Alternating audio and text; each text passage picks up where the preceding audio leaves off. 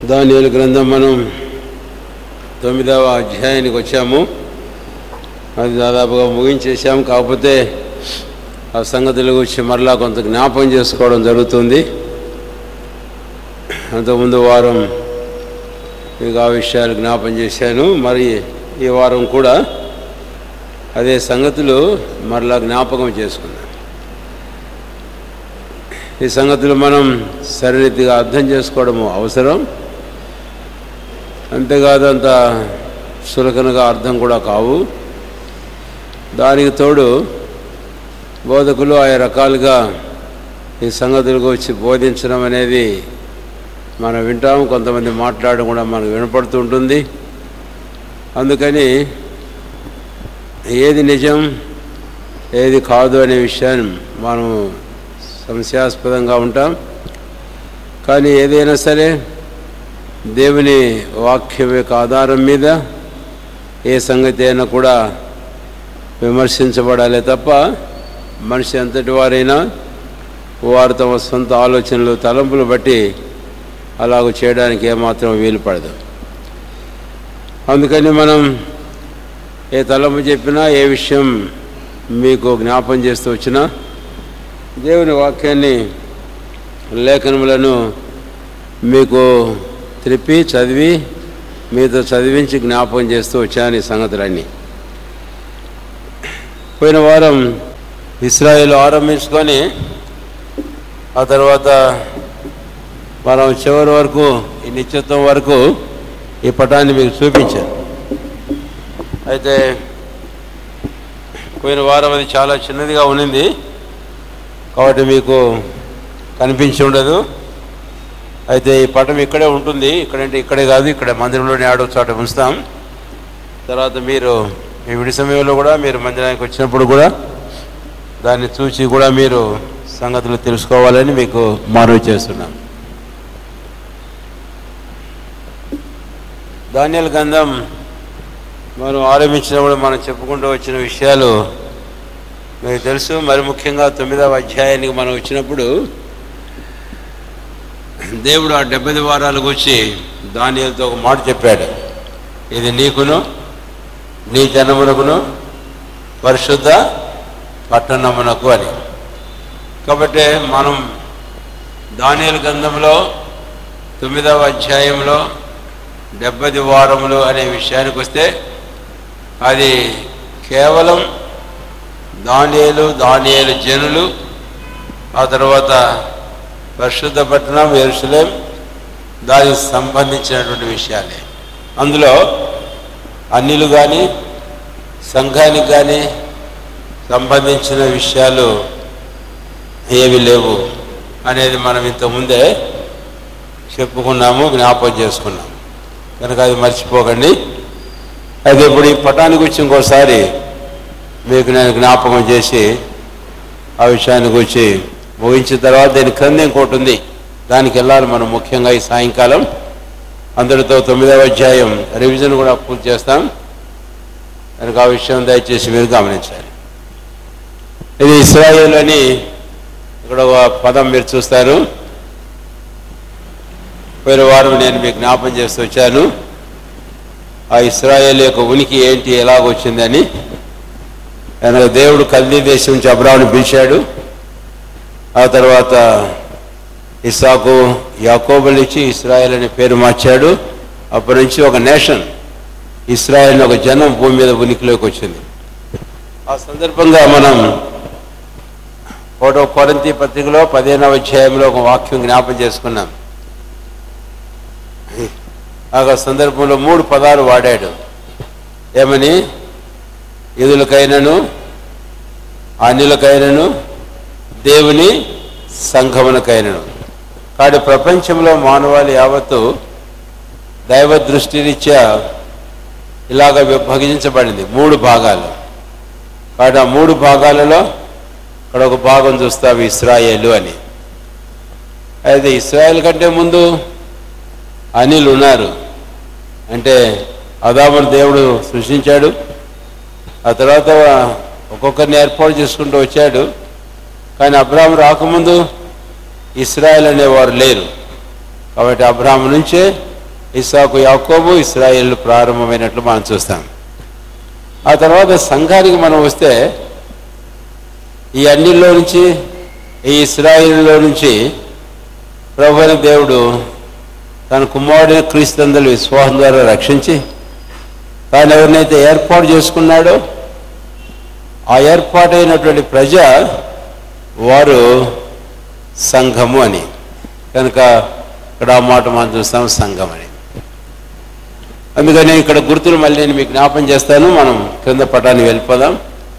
ఇశ్రాయేలు కనుక ఇక్కడ నక్షత్రం ఏం చూపిస్తుంది, అక్కడ ఉంటాయి గుర్తులు. అక్కడ నక్షత్రం రాసి పెట్టాడు. క్రీస్తు ప్రభు జన్మ మత్తయి సువార్త 2వ అధ్యాయం 2వ వచనం. కాబట్టి నక్షత్రం తూర్పు దిక్కున ఆ జ్ఞానం చూచారు. కాబట్టి తూర్పు దిక్కున మేము ఆ నక్షత్రమును చూచాము. యూదులకు రాజు ప్రభు అయిన క్రీస్తు జన్మ. ఆ తర్వాత ఇక్కడ సిలువను మీరు చూస్తారు, సిలువ ఆకారంలో అక్కడ పైన రాసి పెట్టారు క్రీస్తు మరణము పునరుత్థానము అని. కనుక కాలం పరిపూర్ణమైనప్పుడు దేవుడు అబ్రాహాముకు వాగ్దానం చేసినట్లు నీ సంతానమని, గలితి 3వ అధ్యాయంలో ఆ సంతానం క్రీస్తు అని, ఆ క్రీస్తుని పంపించాడు. నక్షత్రం చూపిస్తుంది. 33 సంవత్సరాల కాలం అయిన తర్వాత ప్రభు అయిన క్రీస్తు ఆయన మరణించడం, ఆయన సమాధి చేయబడడం, ఆయన సజీవుడై తిరిగి లేవడం మనము చూస్తాం. కాబట్టి అది రెండవది మనం చూస్తాం. ఆ తర్వాత ఇక్కడ ఒక గీత పైకి వేశారు, యారో మార్క్ ఇక్కడ చూస్తారు ఏ అని. అంటే ప్రభువైన యేసుక్రీస్తు వారు ఆరోహణం. కనుక యోహాను సువార్త 20వ అధ్యాయం 17వ వచనం, అపొస్తలుల కార్యాలు 1వ అధ్యాయం 9వ వచనం. అంటే యేసయ్య చనిపోయి సమాధి చేయబడి ఆయన 3వ దినాన సజీవుడై తిరిగి ఆయన లేచాడు అని. అయితే ఈ సందర్భంలో నేను 2 సంగతులు జ్ఞాపం చేశాను. ఆరోహణం అంటే 40 దినాలకు పునరుత్థానం కాగానే ఆయన తండ్రి వద్దకు వెళ్ళడం, మరియమ్మతో చెప్పినట్లు 40 దినాల తర్వాత మరలా ఆయన ఆరోహణం కావడం. కాబట్టి ఆ 2 వాక్యాలు అక్కడ రాశాం. 20వ అధ్యాయం 17వ వచనం ఒకటి, అపొస్తలుల కార్యాలు 1వ అధ్యాయం 9వ వచనం. ఆ రోజున గల్లయ్య మనుషులతో ఆ మనుషులు చెప్పారు, మీరు ఎలాగూ ఎందుకు అలాగ చూస్తున్నారు, యేసు ఏ రీతిగా మీ వద్ద నుంచి కొనిపోబడను ఆ రీతిగానే ఆయన మరలా మీ వద్దకు తిరిగి వచ్చును. కాబట్టి అవి క్రీస్తు ఆరోహణం. అయితే 2 ఆరోహణాలు, 2 అసెన్షన్స్ అనేది మీరు ఇక్కడ గుర్తుంచుకోవాలి. అయితే ఇక్కడ ఒకే గీత గీసాము. అయిన తర్వాత ప్రభు ఆరోహణమైన తర్వాత ఆయన తండ్రి వాగ్దానం చేసిన ఆత్మను పంపిస్తానని చెప్పిన ప్రకారము పరిశుద్ధాత్మని పంపించాడు. కాబట్టి డి అనే మాట ఇక్కడ యారో మార్క్ కింద ఉంది. అంటే ఇది డి అంటే డిసెన్షన్, అంటే పరిశుద్ధాత్మ దిగి రావడం.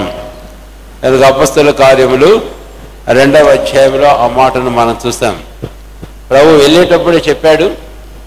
ఆయన వెళ్ళిన తర్వాత 10 దినాలకు, అంటే పునరుత్థానం నుంచి 50 దినాలకు తండ్రి వాగ్దానం చేసిన ఆత్మను ప్రభువైన యేసుక్రీస్తు వారు పంపించాడు. కాబట్టి పరిశుద్ధాత్ముడు దిగి రావటం, డి అని గుర్తుపెట్టి అక్కడ వ్రాసాం, పరిశుద్ధాత్మ దిగి వచ్చుట అని. ఎప్పుడైతే పరిశుద్ధాత్మ దిగి వచ్చాడో అప్పుడు సంఘం ఆరంభమైంది. కాబట్టి అంటే సంఘం జన్మించింది భూమి మీద. 1 కొరింథీ 12వ అధ్యాయం 12, 13 వచనాలు మనకు తెలుసు. ఆయన వచ్చినప్పుడు క్రీస్తునందు విశ్వాసం ఉంచిన వారిని ఒక ఆత్మయందు ఒక శరీరంలోనికి బాప్తిసం ఇచ్చాడు అనేది మనం చూస్తాం. అంటే ఇక్కడ మాట మనం చూస్తాం. 1 కొరింథీ 12వ అధ్యాయం 12, 13 వచనాలు.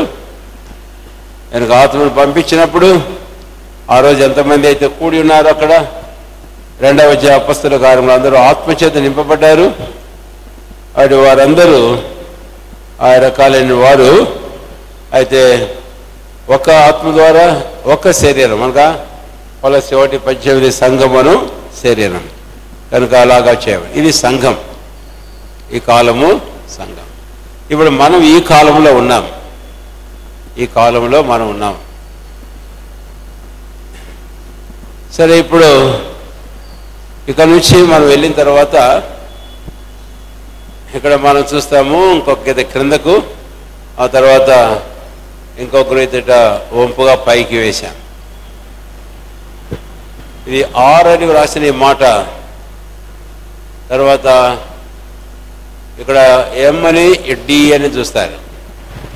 ఇప్పుడు ఇక్కడ నుంచి మనం రావాలి. ఒక కాలం వస్తుంది, ప్రభు తన సంఘాన్ని చెప్పాడు. యోహాను సువార్త 14వ అధ్యాయము 3వ వచనం, నేను వెళ్తున్నాను, నేను వెళ్ళడం మీకు ప్రయోజనం, నేను మీ కొరకు స్థలం సిద్ధపరచ వెళ్తున్నా అని 2వ వచనం చెప్పి 3వ వచనంలో నేను మరలా వస్తా, నేను ఎక్కడైతే ఉంటానో అక్కడ మీరు నాతో కూడా ఉండులాగున నేనే మరలా వచ్చి నా యొద్దకు మిమ్మల్ని తీసుకొని పోతాను అన్నాడు. కాబట్టి ఇది డిఈ అని అంటే ఇది మరలా డిసెన్షన్ ఆఫ్ క్రైస్ట్ జీసస్. అందుకనే ఇక్కడ ఒక మాట రాయబడింది, డిఈ పెట్టి ప్రభు పరలోకం నుండి దిగి వచ్చుట అని. ప్రభు రాకడ, రెండవ రాకడకు వచ్చి మనం తలంచినప్పుడు ఆ ప్రాముఖ్యమైన 2 సంగతులు మర్చిపోవద్దు. అంటే 2 స్టేజెస్, 2 అంతస్తులు రెండవ రాకడ అనేది. వాటి ఒకటేమో పరలోకం నుంచి ప్రభు దిగి రావడం, డిసెన్షన్. ఇది పరలోకం నుంచి ప్రభు ఏరో మార్క్ చూస్తారు. అందుకనే ఇక్కడ 2 రెఫరెన్స్ ఇచ్చాం. తెస్సలోనికీయులకు రాసిన మొదటి పత్రిక 4వ అధ్యాయం 16, యోహాను 14:3. యోహాను 14:3 ముందు ఉండాలి, తెస్సలోనికీయులకు 4:16 తర్వాత ఉండాలి. అది బాగుంటుంది. అంటే వాగ్దానం చేశాడు, ఆ తర్వాత వాగ్దానం చేసిన ప్రకారం ఆయన దిగి వచ్చాడు. కనుక ఇది ప్రభు.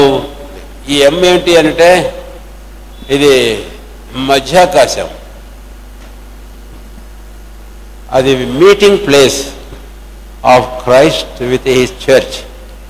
క్రీస్తు ప్రభు వారు తన సంఘమును కలుసుకునేటటువంటి స్థలము అని ఎం, మీటింగ్ ప్లేస్. కాబట్టి ఇక్కడ ఎం చూస్తారు, క్రీస్తు తన వధువు కలుసుకుంట. అది తెస్సలోనికీయులకు రాసిన మొదటి పత్రిక 4వ అధ్యాయం 17వ వచనంలో మనం చూస్తాం. 16లోనేమో పరలోకం నుంచి ప్రభు దిగి వస్తాడు. ఆయన దిగి వచ్చినప్పుడు ఏం జరుగుతుంది అనేది ముందుకు రావాలి. ఎం ఒకవేళ అక్కడ ఉన్నా అది అలాగ ఉంచండి. అయితే మనం క్రిందకు పోవాలి. ఇప్పుడు పైనుంచి ప్రభు దిగి వస్తే ఆ తర్వాత క్రింద ఏం జరుగుతుంది? ఇక్కడ ఆర్ అనే మాట మీరు చూస్తారు, రెజరెక్షన్. అంటే ఈ రెజరెక్షన్ కూడా మనం జాగ్రత్తగా మనసులో ఉంచుకోవాలి. ఒక ముఖ్యమైన మాట, యేసుప్రభు రెండవ రాకడ 2 అంతస్తులని ఎలాగ మనం గుర్తుంచుకుంటామో అలాగే పునరుత్థానం కూడా, మరి మొదటి పునరుత్థానం కూడా 3 అంతస్తులు అనేది గుర్తుంచుకోవాలి. 3 అంతస్తులు. ఒకటి క్రీస్తు మృతుల్లో నుంచి లేవడం. కొరింథీయులకు రాసిన మొదటి పత్రిక 15వ అధ్యాయంలో మనం చూస్తాం, క్రీస్తు మృతుల్లో నుంచి మొదటి. అక్కడ మనకు ఒక వచనం ఉంది, ఏంటి అని అంటే పునరుత్థానపు వరుస, the order of the resurrection. కొరింథీయులకు రాసిన మొదటి పత్రిక 15వ అధ్యాయము కొరింథీయులకు రాసిన మొదటి పత్రిక 23వ వచనం, ప్రతివాడును తన వరుసలోనే బ్రతికింపబడును. కాబట్టి ఇక్కడ మీకు అర్థమవుతుంది తేటగానే పునరుత్థానపు వరుస ఉంది. కాబట్టి అది దయచేసి మీరు మనసులో ఉంచుకోవాలి. ఆ పునరుత్థానపు వరుసలో మొదటి వరుస ఎవరిది? అక్కడే వ్రాయబడింది అదే వచనంలో, ప్రథమ ఫలముగా క్రీస్తు మృతుల్లో నుంచి లేపబడి ఉన్నాడు అని. ప్రథమ ఫలము క్రీస్తు అన్నాడు. అది ఫస్ట్ లైన్ ఆఫ్ రిజరెక్షన్. తర్వాత second stage or second line order of resurrection ఏంటి? అదే వచనంలో తన వారు బ్రతుకుతారు. తన వారంటే ఎవరు? క్రీస్తునందు విశ్వాసించి రక్షణ పొందిన. కొరింథీ 1వ పత్రిక 6వ అధ్యాయంలో 19-20 వచనంలో మనం చూస్తాం, మీరు మీ సొత్తు కారు, మీరు విలువ పెట్టి కొనబడిన వారు. కాబట్టి తన వారనే మాట సంఘం. కాబట్టి ఎంతమంది అయితే రక్షించబడ్డారో ఈ సంఘ కాలంలో ఉన్నటువంటి వారందరూ బ్రతికించబడతారు. అయితే వారు మృతులు కానీ లేక యేసుప్రభు వారు వచ్చేటప్పటికి సజీవులుగా ఉండని గాక వారు సంఘము. అది పునరుత్థానంలో, అది మళ్ళీ గుర్తుంచుకోండి, మొదటి పునరుత్థానంలో 2వ వరుసలో ఆయన వారంటే సంఘస్థులు, సంఘము వారు బ్రతుకుతారు, మృతులైన వారు తిరిగి లెగుస్తారు అనేది వాక్యంలో మనం చూస్తాం.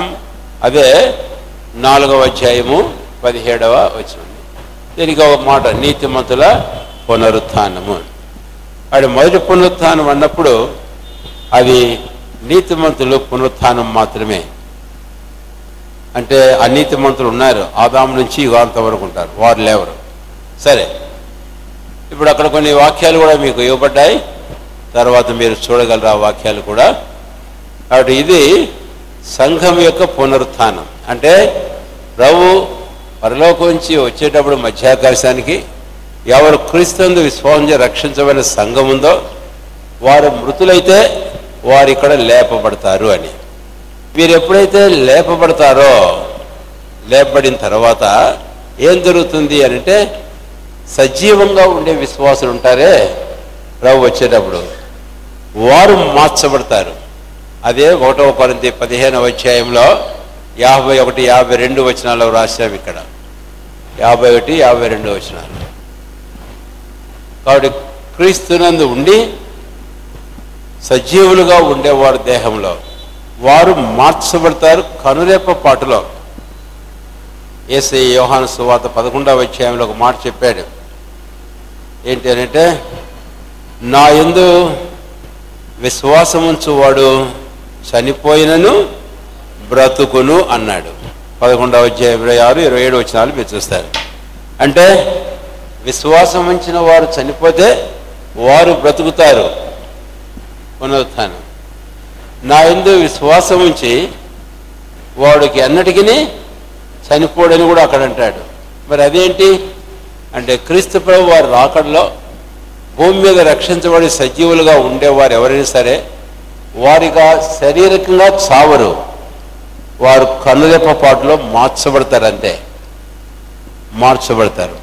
అప్పుడు లేచిన వీరు ఆ తర్వాత సజీవులుగా ఉండి కనురెప్పాట్లో మార్చబడినటువంటి వీరు అందరూ ఏకముగా ఇప్పుడు మధ్యాకాశాన్ని కొనిపోబడతారు. మధ్యాకాశం ఇది కొనిపోబడుట అనే మాట మీరు చూస్తారు. అందుకే అక్కడ మన 1వ పత్రిక 4వ అధ్యాయంలో ఆ మాట మనం చూస్తాం. 17వ వచనంలో, క్రీస్తునందు మృతులైన వారు మొదట లేపబడతారు, ఆ మీదట సజీవులమై నిల్చుండి మనం వారితో కూడా ఏకముగా ప్రభువును ఎదుర్కొంటూ మేఘముల మీద కొనిపోబడతాం మధ్యాకాశానికి. కాబట్టి ఇది కొనిపోబట్ట మొదటి పత్రిక 4వ అధ్యాయం 17వ వచనం మీరు గుర్తుంచుకోవచ్చు. ఆ తర్వాత పైనుంచి ప్రభు వచ్చాడు, మృతులైన వారు లేచారు, సజీవులుగా ఉండేవారు మార్చబడ్డారు, సంఘం వీళ్ళందరూ ఏకంగా కొనిపోబడ్డారు, ఈ మధ్యాకాశంలో ప్రభువును కలుసుకున్నారు. అందుకనే క్రీస్తు తన వధువు ఇద్దరు కలుసుకోవటం. రాసిన మొదటి పత్రిక 4వ అధ్యాయము 17వ వచనంలో ఆ మాటను మనం చూస్తాం. కాబట్టి ఇది అనేది the meeting place of Christ and his braid, క్రీస్తు ఆయన సంఘము కలుసుకోవడం అని. సరే, ఆ టైంలో ఇక్కడ ఒక గ్యాప్ చూస్తాం కొంతకాలం. ఇక్కడ టీ అనే మాట మీకు రాశాము.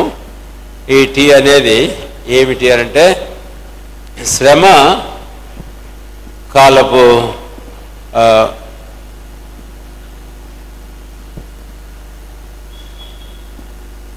ఇక్కడ శ్రమకాలం, ఇక్కడ మీరు చూస్తారు టీ అని పెట్టారు, శ్రమల కాలం. మొత్తం 24, 21 అన్ని జనుల తీర్పు ఇదంతా ఇక్కడ ఆరంభమవుతుంది. కాబట్టి ఇక్కడ నుంచి మనము మీకు కొంచెం నేను జ్ఞాపం చేశాను పోయినసారి. ఇప్పుడు ఈ పటం తీసి మనం క్రింద పటానికి వెళ్దాం.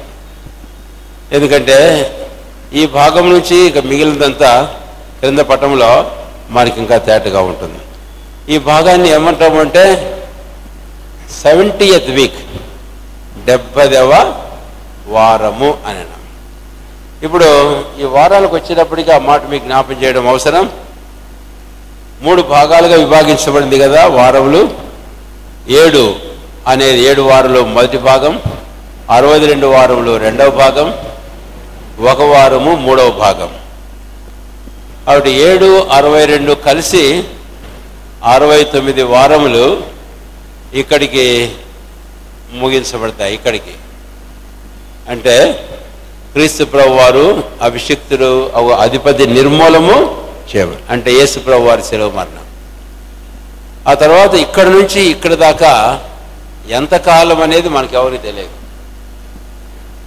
ఇది కృపాకాలము లేక సంఘకాలం, ఎంతకాలం అనేది ఎవరికి తెలియదు. ప్రభు చెప్పలేదు, వాక్యంలో ఎక్కడ మనకు ఆధారం అనేది దొరకదు.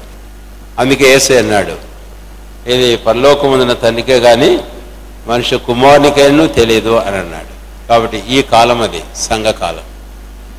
అయితే ఇక్కడి నుంచి మళ్ళీ లెక్కలు వస్తాయి కదా పక్కాగా. అందుకనే ఇప్పుడు 69 వారాలు ఇక్కడ అయిపోయినాయి. ఇక్కడ సంఘం మొదలైంది. అయిన తర్వాత ఇక్కడ సంఘం ఎత్తబడింది. క్రీస్తు మధ్యాకాశంలో సంఘాన్ని కలుసుకోవడం. అప్పటి నుంచి ఇక 70వ వారం మొదలవుతుంది. 70వ వారం. అందుకని ఇక ఈ పటం తీస్తే మనం క్రింద పటానికి వెళ్తాం. ఈ లోపుగా ఒక భాగం చదువుకుందాం దేవుని వాక్యంలో నుంచి.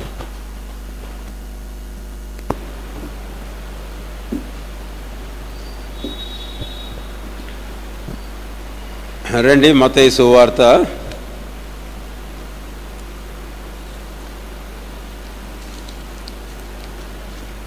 24వ అధ్యాయం. తీయండి మీ బైబిళ్ళు. మత్తయి సువార్త 24వ అధ్యాయం. ఈ 24వ అధ్యాయంలో యేసుప్రభు వారు ఆయన దేవాలయం నుండి బయలుదేరి వెళుతుంటే ఆయన శిష్యులు దేవాలయం కట్టడములకు ఆయన చూపించారట. అప్పుడు ప్రభు ఆ దేవాలయాన్ని గురించి మాట్లాడాడు. మొదటి 2 వచనాల్లో చూస్తాం.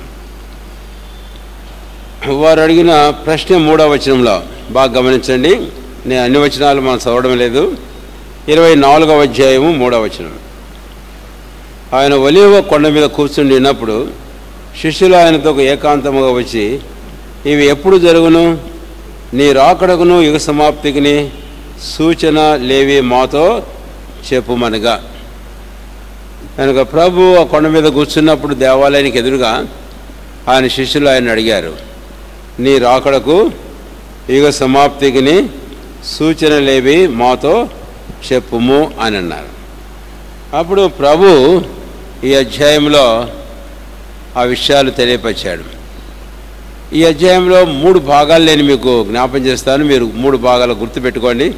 మొదటి భాగం 24వ అధ్యాయము 3వ వచనం నుంచి 14వ వచనం వరకు గుర్తుపెట్టుకోండి. రెండవ భాగము 15వ వచనం నుంచి 19వ వచనం వరకు మత్తయి సువార్త 2వ భాగం. ఆ తర్వాత 3వ భాగము 20వ వచనం నుండి 22వ వచనం వరకు. ఈ 3 ప్రాముఖ్యమైన భాగాలు. మీరు వీటిని చదివేటప్పుడు ఈ 3 భాగాలుగా చదవండి, గుర్తుపెట్టుకొని. అన్నీ కలగోలుగా మీరు చదివి ఆలోచన చేయొద్దు. 3 భాగాలుగా. ఆ 3 భాగాలు ఇక్కడ మనం ఏమైతే చూసామో దీని ప్రకటన గ్రంథంలో 3 భాగాలు నేను మీకు జ్ఞాపం చేస్తాను. దానికి గుర్తుపెట్టుకోండి. మొదటి భాగానికి మత్తయి సువార్త 24వ అధ్యాయం 3వ వచనం నుంచి 14వ వచనం వరకు ఉండే ఈ భాగానికి ప్రకటన గ్రంథంలో అంటే కొన్ని అధ్యాయాలే మీకు జ్ఞాపం చేస్తాను. ఇప్పుడు మీరు తీసినా కూడా చూడడం కష్టమే. అందుకని మీరు జాగ్రత్తగా గుర్తుంచుకోవాలని మీకు మనవి చేస్తున్నాను. ప్రకటన గ్రంథం 5వ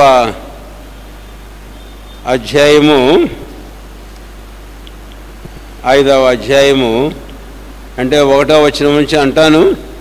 ఎందుకంటే 7 ముద్ర గ్రంథం ఇక్కడ ఉంది కనుక.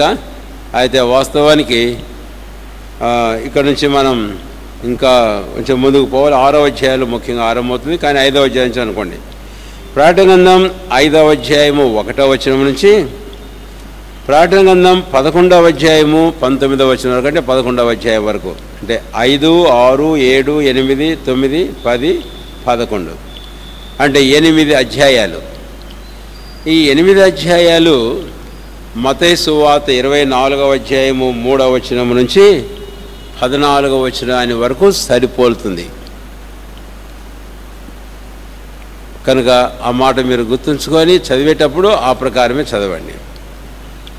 ఈ భాగంలో ఏముంది? మత్తయి సువార్త 24వ అధ్యాయము 3వ వచనం నుంచి 14వ వచనం వరకు, ప్రకటన గ్రంథము 5వ అధ్యాయము నుంచి 11వ అధ్యాయం వరకు అసలు ప్రభు ఏం చెప్తున్నాడు, ఆ దినాల్లో ఏం జరుగుతుంది అని అంటే ఇక్కడ మనం ప్రకటన గ్రంథంలో మనకు తేటగా అర్థమవుతుంది. అది 70వ వారంలో మొదటి అర్ధవారం, అంటే వారం 7 దినాలు, దినం ఒకటి, 1 సంవత్సరం 7 సంవత్సరాలు.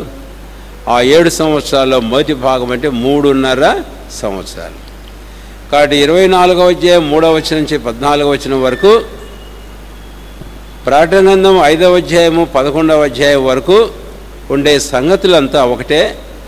అది ఎప్పుడు అనంటే ఆ 70వ వారం యొక్క మొదటి భాగమైన 3.5 దినాలు 3.5 సంవత్సరాలు అర్ధవారంలో జరిగే సంగతులు ఏం జరుగుతాయో ఒక మాట మీకు జ్ఞాపం చేస్తున్నాను. ఇక్కడ మనం వస్తాం ఇప్పుడు. ఇక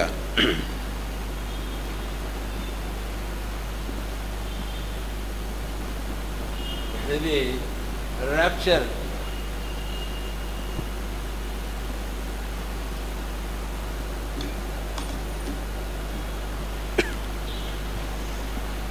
ఇక్కడ మీరు చూస్తారు, మనం ఇందాక క్రితం పటంలో మనం చూసాము సంఘం ఎత్తబడము, మధ్యాకాశంలో ప్రభుని సంఘము కలుసుకోవడం అనేది మనం చూసాం. ఇవి నీతిమంతుల సమాధులు, ఇవి రిజరెక్షన్ మొదటి పునరుత్థానం, అట్లు సజీవులైన విశ్వాసులు మార్చబడి వాళ్ళందరూ ప్రభుని కలుసుకోవడం సంఘం. ఇక్కడ వారికి ఆ గుర్తు వేశారట. అయిన తర్వాత ఏం జరుగుతుంది అని అంటే ఇక్కడ 7 సీల్డ్ బుక్ మీరు చూస్తారు, అంటే 7 ముద్రల గ్రంథాన్ని మీరు చూస్తారు. అదే మీకు 5వ అధ్యాయం ప్రకటన గ్రంథంలో జ్ఞాపకం చేస్తారు. దానికనే 5వ అధ్యాయం కూడా కలిపాను ఆ మొదటి భాగంలో. అప్పుడు ఈ గ్రంథం 7 ముద్రలు కలిగింది. ఎవరు ఇప్పుతారు? ఎవరు లేకపోవడం చూసి యోహాను ఏడ్చాడట. అప్పుడు ఆయనకి మాట చెప్పాడు, యూదా గోత్రం సింహం మృతుల్లోంచి లేపాడు, ఆయన 7 ముద్రలను ఇప్పుడుకు శక్తిమంతుడు అన్నాడు. కాబట్టి 1, 2, 3, 4, 5, 6, 7 ముద్రలు చూస్తారు ఇక్కడ. ఇది ఎప్పుడు అనంటే దానియేలు చెప్పిన 70వ వారం. అందుకని ఇక్కడ నుంచి మీరు జాగ్రత్తగా గమనించాలి. ఇక్కడ నుంచి ఇక్కడి వరకు కూడా 70వ వారమే, ఒక వారం. ఈ వారంలో నేను లేఖనాల్లో 2 భాగాలు మీకు చెప్పా.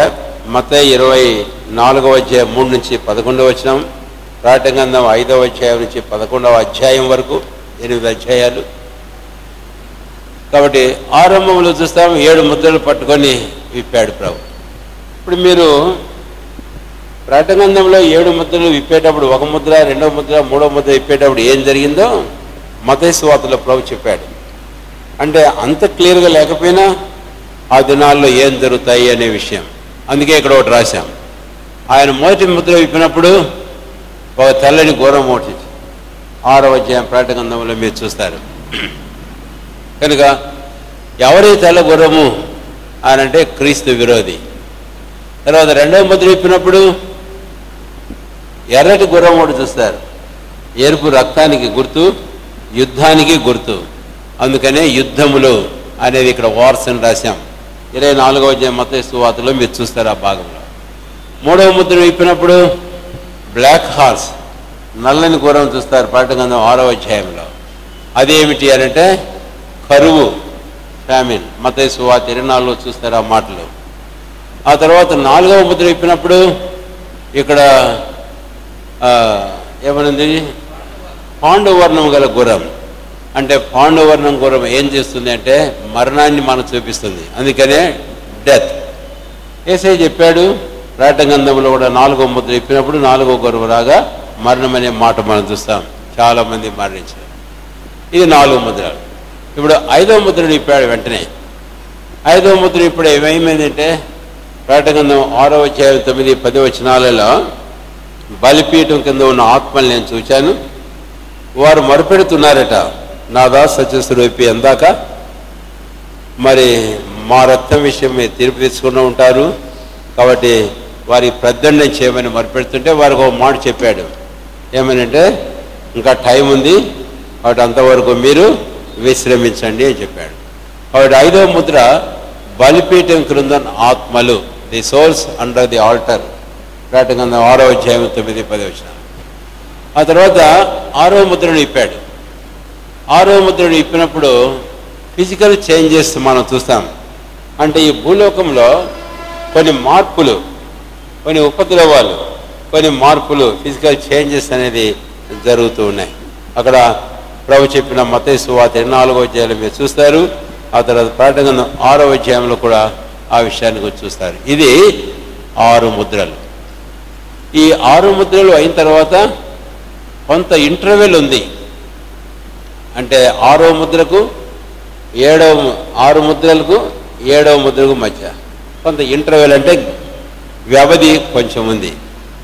కాబట్టి ఈ వ్యవధిలోని అధ్యాయాలు బైబిల్లో మనం గమనించినట్లయితే మనం చూస్తాం. ప్రకటన గ్రంథం 7వ అధ్యాయము 1 నుంచి 8 వచనాల వరకు మనం చూస్తాం. ఏముంది అక్కడ? 1,44,000 మంది ముద్రించబడ్డాయని చూస్తాం. సరే, అంటే ఇశ్రాయేల్లోంచి రక్షణ. రెండవది ఇక్కడ మనం మరొక మాట చూస్తాం. ప్రకటన గ్రంథం 8వ అధ్యాయం 1 నుంచి 6 వచనాల వరకు మనం గమనిస్తే పరలోకములో సైలెన్స్ 8వ అధ్యాయం 1వ వచనంలో మనం చూస్తాం. అప్పుడు పరలోకములో ఇంచుమించు అర్ధగంట సేపు నిశ్శబ్దముగా ఉండేనండి. కాబట్టి ఇది రెండవది. ఆ గ్యాప్లో వ్యవధిలో ఏం జరుగుతుందని చెప్తున్నా.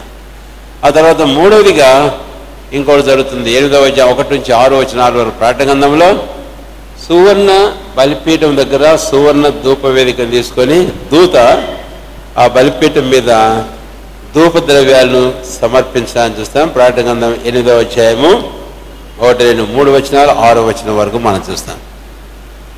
సరే, ఇప్పుడు ఆ దూతను గురించి మనం చూడబడడం లేదు, కానీ ఆయన మన ప్రభువైన క్రీస్తు సాదృశ్యం. ఈ వ్యవధిలో ఇది జరుగుతుంది.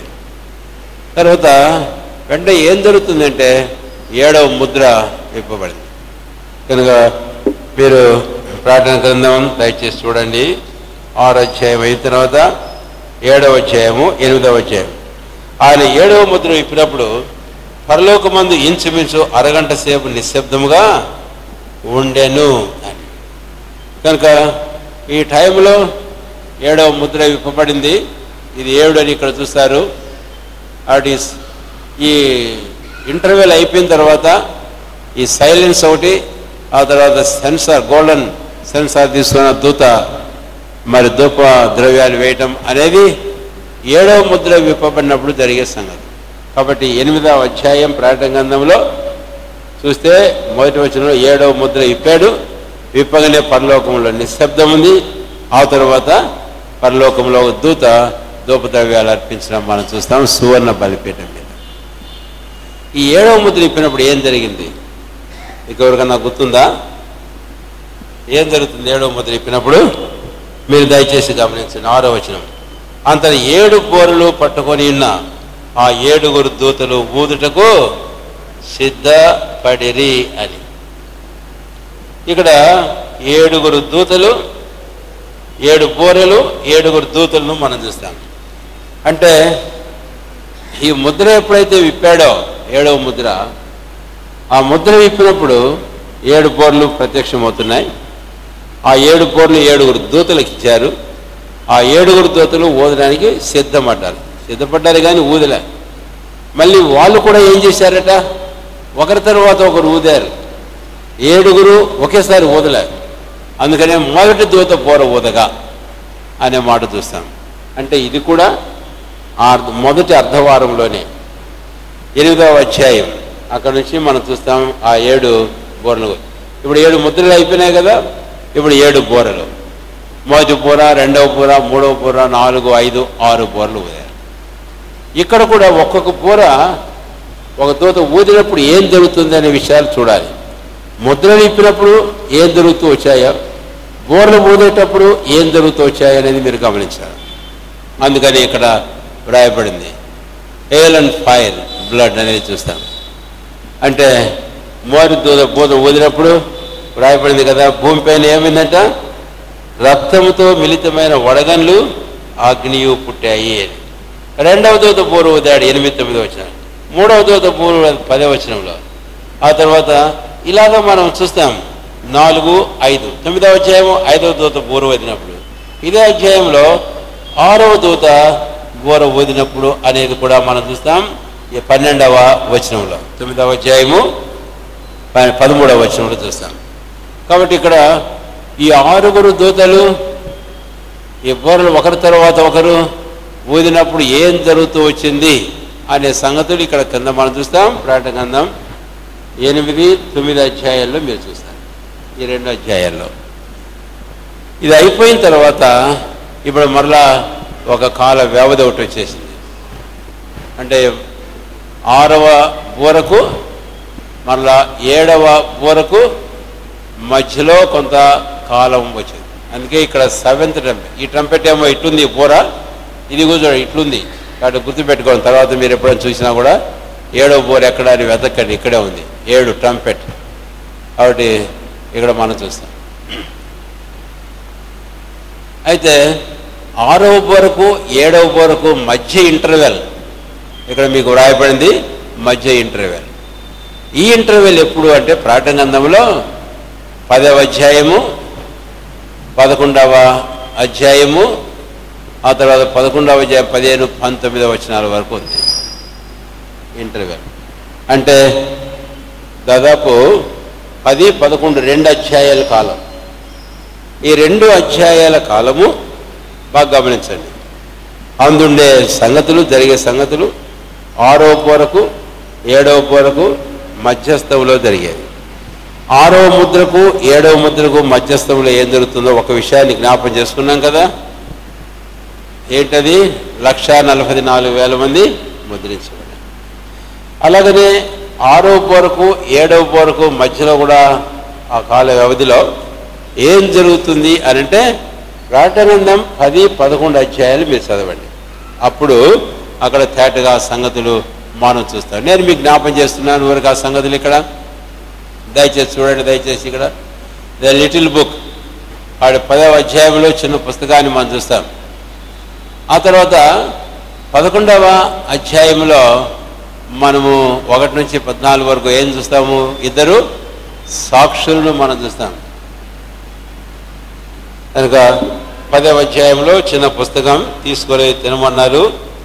ఆ తర్వాత 11వ అధ్యాయానికి మీరు వచ్చినట్లయితే కనుక ఈ 11వ అధ్యాయంలో 2 సాక్షులను మనం చూస్తాం. 1వ వచనం నుంచి కింద భాగానికి మనం వచ్చినట్లయితే వారి ఫోటోలు ఇక్కడేమి ఏదో ఇక్కడ ఉన్నారు వారిద్దరు. సరే, ఆ సాక్షులు మనం చూస్తాం. 2 విట్నెసెస్ ఇక్కడ రాయబడింది మీకు, 2 సాక్షులు అని. ఏం జరుగుతుంది? 10, 11 అధ్యాయాలు మీరు తేటగా చదవాలి. ఈ కాల వ్యవధిలో ఈ 2 సందర్భాలు జరుగుతాయి. యోహానేమో చిన్న పుస్తకం తినమన్నారు, తిన్నాడు. ఆ తర్వాత ఒక దర్శనం కూడా చూసినట్లుగా మనం చూస్తాం 10వ అధ్యాయం అంతా. ఆ తర్వాత 11వ అధ్యాయంలో విశేషంగా ఈ 2 సాక్షులను వచ్చి మనం చూస్తాం, 2 విట్నెసెస్. ఇది మొదటి 7.5 సంవత్సరాల కాలం ముగింపు సమయంలో ఆ మాట గుర్తుపెట్టుకోవాలి. మొదటి అర్ధవారం అంటే 3.5 సంవత్సరాల కాలం ముగింపు టైంలో 7వ దూత 7వ బూరను ఊదకముందు ఈ 2 సాక్షులు ఎవరనే విషయం కూడా కొంతమంది రకరకాలుగా వ్యాఖ్యానిస్తుంటారు. అయితే మోషే ఏలియాలు అనేది ఖచ్చితంగా ఒప్పుకోదగను అని అంటారు. ఎందుకు అనంటే వారు చేసిన క్రియలను బట్టి. కనుక అగ్ని రప్పించడం, నీళ్ళని రక్తంగా మార్చడం అద్భుతం. ఇలాగా కొంతమంది మోషేను ఒప్పుకోరు, ఏలియాను ఒప్పుకుంటారు. కానీ అయితే కొంతమంది ఏమంటారంటే హానోకు ఏలియా అంటారు. ఎందుకు అనంటే హానోకు మరణం చూడకుండా పోయాడు, ఏలియా కూడా మరణం చూడకుండా పోయాడు. కాబట్టి వారిద్దరూ మరలా మరణించాలి అని అంటారు. అందుకని చెప్పి వారిద్దరు అని అంటుంటారు. కానీ వారి క్రియలను బట్టి చూస్తే హానోకు ఎప్పుడు అటు చేయలే.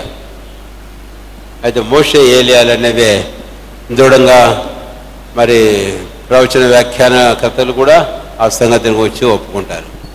సరే, వీరు చంపబడడం, ఆ తర్వాత మూడవ దినం వారు మరలా తిరిగి లేపడం, వారు మరలా పరములకు వెళ్ళిపోవడం, ఇదంతా భూజనులందరూ చూస్తారు. ఇది వాస్తవంగా ఈ లోకంలో జరగబోతుంది. ఈ భూలోకం అంతా చూస్తారు. అది ఒకప్పుడు ఎలాగ చూస్తారని మనకు ప్రశ్న వచ్చేది. కానీ ఈ దినాల్లో ఆ ప్రశ్న రాదు మనకి. ఇక్కడ ప్రపంచంలో ఏ మూల ఏది తిరిగినా చెప్పండి, ప్రపంచం అంతా ఏకకాలంలో చూస్తున్నారు. కాబట్టి ఇదంతా ఆ దినాల కొరని సిద్ధపాటు కూడా మంచిదే. సరే, ఇక్కడ నుంచి మనం దాటిపోతాం. ఇక ఇది 7వ ముద్ర. 7వ ముద్ర 11వ అధ్యాయము చివరి భాగంలో ఓదడం అనేది మనకు జరుగుతుంది. చూడండి దయచేసి 15వ వచనం. 7వ దూత బోర ఊదినప్పుడు అన్నట్టు మాట మనం చూస్తాం. కాబట్టి ఇక్కడ 7వ దూత 7వ బోరను ఊదుతూ ఉన్నాడు. ఊదినప్పుడు ఏం జరుగుతుంది అని అంటే అక్కడ ఒక మాట చెప్పారు. క్రింద భాగాన్ని మీరు వస్తే అక్కడ ఆ మాట వ్రాయబడింది. 15వ వచనం. ఈ లోకరాజ్యము మన ప్రభు రాజ్యమును, ఆయన క్రీస్తు రాజ్యమును ఆయన యుగముల వరకు ఏలును అనెను అని. అంటే ఆ రాజ్యంలో వచ్చిన ప్రకటన మనం చూస్తాం. అయితే విశేషంగా ఇక్కడ మీరు గమనించాలి. 7వ బోర ఊదినప్పుడు ఈ లోకరాజ్యములు మన ప్రభు రాజ్యము అయినాయి అని అన్నప్పుడు కిందకి రండి దయచేసి. వచ్చి ఉన్నదని చెప్పారు. 18వ వచనం, 19వ వచనం. మరియు పరలోకమును దేవుని ఆలయం తెరవబడగా దేవుని నిబంధన మందసం అనే ఆలయంలో కనపడను. అప్పుడు నేను ఇదంతా చూసి. ఇప్పుడు 12వ అధ్యాయం పరలోకమందు ఓ సూచన. ఇప్పుడు ఈ 7 దూత ఓదినప్పుడు మొదటి 3.5 సంవత్సరాల కాలం సమాప్తమైంది. ఎప్పుడైతే సమాప్తమైందో అప్పుడు ఏం జరిగింది? ఎప్పుడైతే లోకరాజ్యంలో మన ప్రభు రాజ్యంలో ఆయన ప్రకటన చేపట్టాయో. ఎందుకని అంటే ఇక్కడ మీరు చూస్తారు, సూర్యుని ధరించిన ఒక స్త్రీ 12వ అధ్యాయం ప్రకటన మీరు చూస్తారు. కాబట్టి ఈ 12వ అధ్యాయంలోని సంగతులు ఇక జరుగుతున్నాయి. ఆ మధ్య కంప్లీట్ అవుతుంది. వెంటనే 12వ అధ్యాయం అంటే 7 బోర్లు పూర్తి అయిపోయినాయి. 7 బోర్లు పూర్తి అయిన తర్వాత ఇప్పుడు ఇక్కడ నుంచి మళ్ళీ 7 పాత్రలు రావాలి. అయితే ఈ 7 పాత్రలు రాకముందు ఈ కాలం అంతా మనం చూస్తాం. అది ఎక్కడుంది అనంటే ప్రకటన 12వ అధ్యాయము నుంచి మనం చూస్తాం. ఈ 12వ అధ్యాయంలో ఏం జరిగింది? ఇప్పుడు మీకు 2వ భాగం చెప్పాలి. ఏంటి 2వ భాగము? మత్తయి సువార్త 24వ అధ్యాయం. రండి ఇప్పుడు దయచేసి. అంతవరకు మొదటి భాగం అయిపోయింది. మత్తయి సువార్త 24వ అధ్యాయం 3వ వచనం నుంచి 11వ వచనాలు.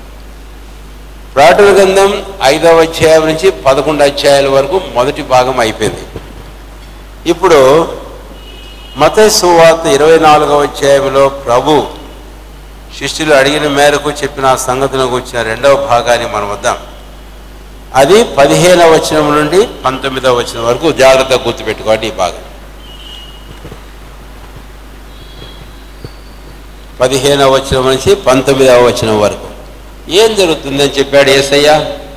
కాబట్టి ప్రవక్త అయిన దానియేలు ద్వారా ఏమైతే చెప్పబడిందో అది నెరవేరుతుంది అన్నాడు. ఏం చెప్పాడు యేసయ్య అన్నాడు, ఇక్కడ ఏమైనా వస్తువు దేవుని మందిరం నిలబెట్టబడమనే విషయాన్ని గురించి మాట్లాడాడు.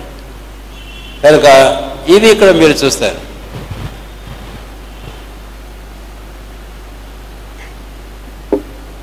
ఈ టైర్కి ఏం జరుగుతుంది అని అంటే 24వ అధ్యాయము చూడండి, 15వ వచనం నుంచి మీరు 19 తర్వాత చదవండి. ఇప్పుడు మనం చదవలేం.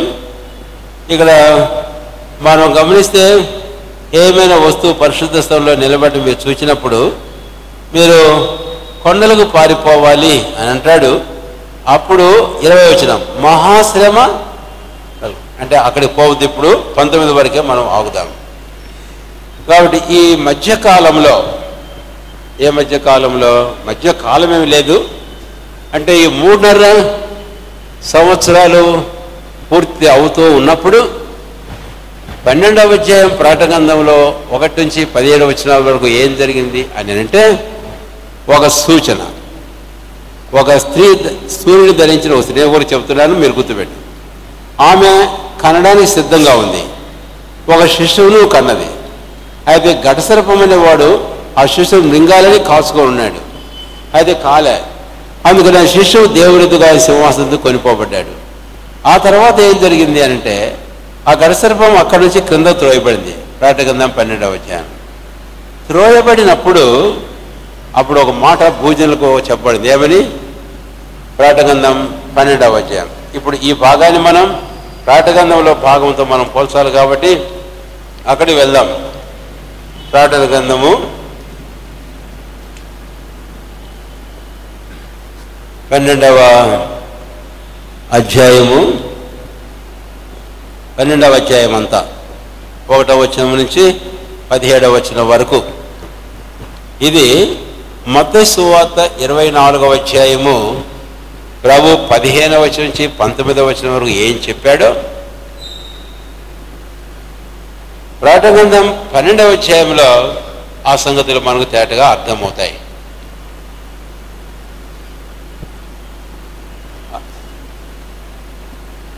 కనుక ఇప్పుడు నేను మీకు చెప్పాను, ఒకటేమో స్త్రీ, శిశువు, ఘటసర్పం.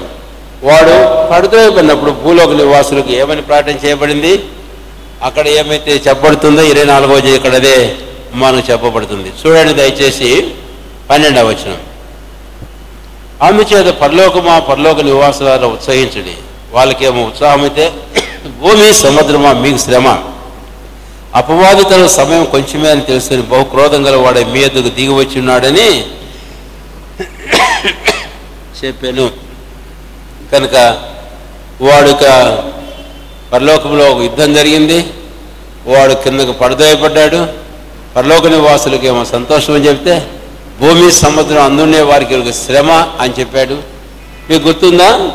24వ అధ్యాయము 15 నుంచి 19వ వచనం వరకు అయిన తర్వాత వెంటనే 20వ వచనంలో అప్పుడు మహా శ్రమకాలం అనేది మనం చూస్తాం. కాబట్టి ఈ కాలము ఇక్కడ మీరు రెఫరెన్స్ రాయబడింది. తర్వాత మీరు చూడండి. Dragon cast out persecutes the woman. ఇశ్రాయేలును శ్రమ పెడుతున్నారు. అంతేకాకుండా భూలోక నివాసులు కూడా శ్రమ. ఆ తర్వాత ప్రకటనగ్రంథం 13వ అధ్యాయం. ప్రకటనగ్రంథం 13వ అధ్యాయానికి వచ్చినప్పుడు ఏం జరుగుతుంది? ఇక్కడ మీకు రాశాము, the beast out of the sea, the beast out of the earth. 2 మృగాలు మీరు చూస్తారు. ఒక మృగమేమో సముద్రంలోంచి వచ్చింది, ఇంకొక మృగమేమో భూమిలో నుంచి వచ్చింది. 2 మృగాలు. కాబట్టి ఇద్దరు ఎవరు అని అంటే ఇక్కడేమో ఘటసర్పం చూసాం 12. 13వ అధ్యాయం మొదటి భాగంలో సముద్రంలో వచ్చిన క్రూర మృగాన్ని చూస్తాం. 2వ భాగంలో భూమిలో నుంచి వచ్చిన క్రూర మృగాన్ని మనం చూస్తాం. ఇప్పుడు 3 వ్యక్తులు, ఘటసర్పం, క్రూర మృగం, అబద్ధ ప్రవక్త అని రాశాడు. అక్కడ మనకు ఈ 3 మృగాలు ఏంటివి? సాతాన్ యొక్క త్రిత్వం. అందుకని ఇక్కడ మీకు రాశాను ది సాటనిక్ ట్రినిటీ అనేది మీకు రాశాను. ఈ కింద వారిద్దరి గురించి వేశారు. ది బీస్ట్ అంటే 13వ అధ్యాయం 1వ వచనం నుంచి మధ్యస్థ వరకు ఉండే సముద్రం నుంచి వచ్చిన మృగం క్రీస్తు విరోధి. ఆ తర్వాత 2వ మృగం ఒకటి ఉంది, భూమిలో నుంచి వచ్చిన ఇంకో మృగం, అది ఫాల్స్ ప్రాఫిట్ అంటే అబద్ధ ప్రవక్త. ఇలా ముగ్గురికి ఇంకో మాట చెప్తాం. తండ్రి అయిన దేవుడు, కుమారుడైన దేవుడు, పరిశుద్ధాత్మ దేవుడు అని అంటాం కదా. అలాగనే యాంటీ గాడ్, గడ్ సర్పం యాంటీ గాడ్, దైవ విరోధి. తర్వాత సముద్రం నుంచి వచ్చిన క్రూరమృగం యాంటీ క్రైస్ట్, క్రీస్తు విరోధి. ఆ తర్వాత భూమిలో నుంచి వచ్చిన క్రూరమృగం అబద్ధ ప్రవక్త అని చెప్పబడేవాడు యాంటీ స్పిరిట్, అంటే తండ్రి కుమార పరిశుద్ధాత్మలు. అయితే ఈ ముగ్గురు తండ్రి విరోధి, క్రీస్తు విరోధి, ఆత్మ విరోధి అని ఈ ముగ్గురికి ఈ పేర్లు అన్నమాట ఇక్కడ మనం చూస్తాం. కనుక ఇది 13వ అధ్యాయం. ఈ 13వ అధ్యాయములో ఈ ముఖ్యమైన సంగతి 12, 13 అధ్యాయాల్లో మనం చూస్తాం. ఆ తర్వాత 14వ అధ్యాయము ఆరంభమవుతుంది. ఇక్కడ మీరు 14వ అధ్యాయం 14 నుంచి మీరు చూస్తారు. ఇప్పుడు ఇక్కడ నుంచి మహాశ్రమల కాలం, అంటే ఇక కడపడి 3.5 సంవత్సరాల కాలం ఆరంభమవుతుంది. ఇప్పుడు మీరు ఒక విషయాన్ని గుర్తుంచుకోవాలి. ఏంటంటే వీడు పరలోకం నుంచి ఎప్పుడైతే పడద్రోయబడ్డాడో, ఎవడు ఘట సర్పం 12వ అధ్యాయం ప్రకటన గ్రంథంలో, వాడు ఊరుకుండలే. వాడేం చేశాడు అని అంటే, అప్పటికే లోకంలో జన్మించిన 6వ అధ్యాయం ప్రకటన గ్రంథం 1వ వచనంలో తెల్ల గుర్రపు సవారి అయిన ఒక మనుష్యుడు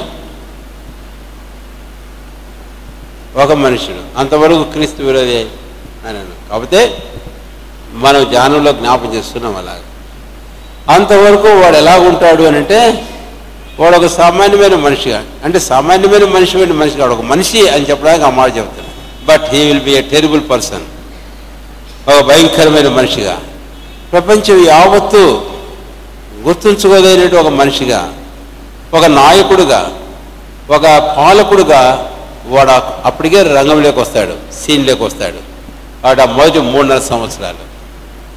ఆ 3.5 సంవత్సరాల్లో వాడు ఎప్పుడైతే వస్తాడో నిబంధన చేసుకుంటాడని మీకు ఇంతకుముందు స్టడీలో నేను మీకు జ్ఞాపం చేశాను. ఎవరితో అంటే యూదులతో. 1 వారం కూడా నిబంధన చేస్తాడు. అయితే 3.5 సంవత్సరాలకు నిబంధన ఏం చేస్తాడని చెప్పుకున్నాం, అతిక్రమిస్తాడు అని చెప్పుకున్నాం. అంతవరకు ఉండి అప్పుడు ఎందుకు అతిక్రమించాలా?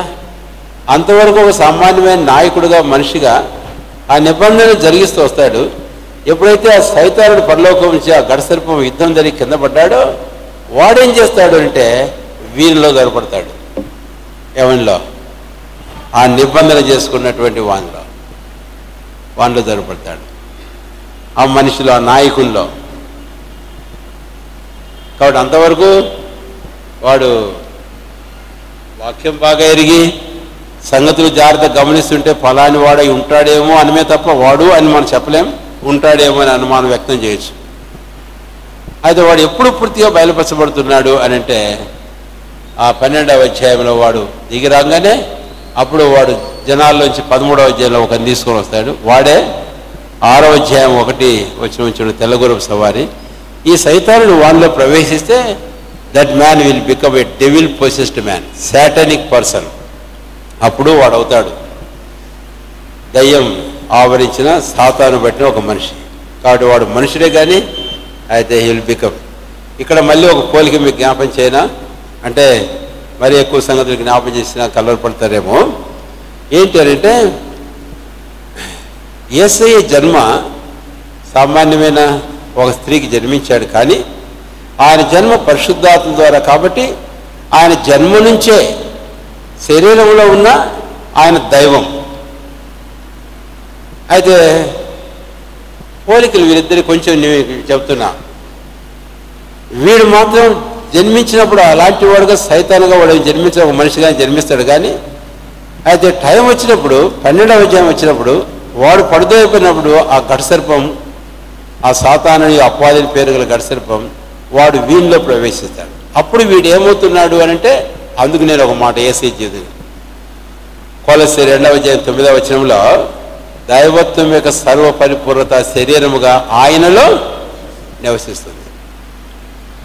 ఇప్పుడు 12వ అధ్యాయంలో ఇదైన తర్వాత 13వ అధ్యాయంలో సముద్రం నుంచి వచ్చిన క్రూరము ఈ మనిషి ఉన్నాడే, అప్పటికే ప్రపంచం చేత గుర్తింపు పొందిన మనిషి, ఇశ్రాయేలుతో నిబంధన చేసి మీకు సమాధానం చెప్పి వారు సమకూర్చబడడానికి కొరకై సాయం చేసి ప్రపంచ దేశాల నుంచి కొంతమంది సమకూర్చి ఇలాగ దోహదపడిన ఈ మనిషి హఠాత్తుగా ఈ గర్సర్పం వాడిలో ప్రవేశించగానే వాడిప్పుడు క్రీస్తు విరోధిగా మారతాడు. అంటే వాడెవడు అని అంటే దేవత్వం యొక్క సర్వపరిపూర్ణత క్రీస్తులో శరీరంగా ఎలాగ వసిస్తుందో ఆ గర్సర్పం సాతాను యొక్క సర్వపరిపూర్ణత ఈ వీళ్ళలో వసిస్తుంది. అప్పుడు వీడు క్రీస్తు విరోధి, యాంటీ క్రైస్ట్. కనుక అప్పుడు వీడు నిబంధన అతిక్రమిస్తాడు. అంతవరకు అతిక్రమిస్తాడు. అప్పుడు వీడు నిబంధన అతిక్రమిస్తాడు యూదులతోటి. ఇక అక్కడి నుంచి మొదలవుతుంది 70వ వారం యొక్క మరలా చివరి 3 సంవత్సరాలు 12వ అధ్యాయం 13వ అధ్యాయం. సరే, ఇప్పుడు 14వ అధ్యాయాల సంగతులు మీరు చదవండి. అక్కడ నిత్య సువార్త పట్టుకొని ప్రార్థన చేయడం మనం చూస్తాం. 3 ఏంజల్ మెసెంజర్స్, అది మనం చూస్తాం. 1, 2, 3. కాబట్టి అక్కడ 14వ అధ్యాయంలోనే మనం చూస్తాం. ఒక మాట చదువుతారా? ప్రకటన గ్రంథం 14వ అధ్యాయము దయచేసి రండి.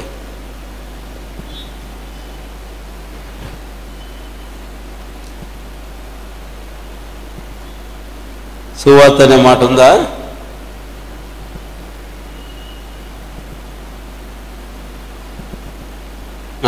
ఆరో వచనం నుంచి 7వ వచనం, 6వ వచనం చివరి భాగం. ప్రతి ప్రజలు ప్రకటించినట్లు నిత్య సువార్త తీసుకుని ఆకాశం మధ్యమున ఎగురు చూడెను అని ఈ మాటను మనం చూస్తాం. అంటే ఇప్పుడు ఇక్కడ నుంచి అంటే 14వ అధ్యాయం నుంచి కాదు, 13వ అధ్యాయం నుంచి మత్తయి సువార్తలో ప్రభువు చెప్పిన ఆ భాగంలో ఇప్పుడు 3వ భాగంగా మీకు ఆ మాట జ్ఞాపకం చేస్తాను. ఏమిటి ఆ 3వ భాగము? ఒకసారి తీయండి దయచేసి. మత్తయి సువార్త 24వ అధ్యాయం.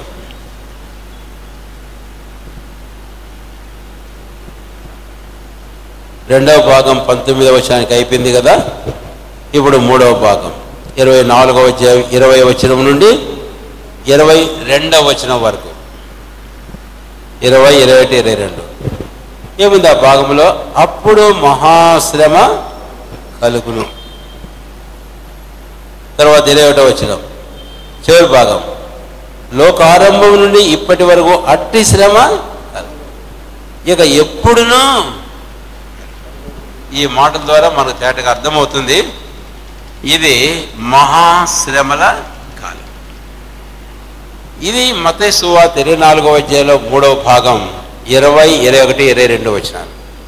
ఈ భాగానికి సమానమైన భాగం ప్రకటన గ్రంథంలో, ప్రకటన గ్రంథము 13వ అధ్యాయం నుంచి 13వ అధ్యాయం నుంచి 18వ అధ్యాయం చివరి వరకు. మీరు అది గుర్తుపెట్టుకోండి, తర్వాత మీరు ఆలోచన చేస్తుందండి. ఇక్కడ మనం చూస్తాం ప్రకటన గ్రంథం 13వ అధ్యాయం నుంచి 14వ అధ్యాయం, 15వ అధ్యాయం, 17, 18 అధ్యాయాలు ఇక్కడ మనం చూస్తాం.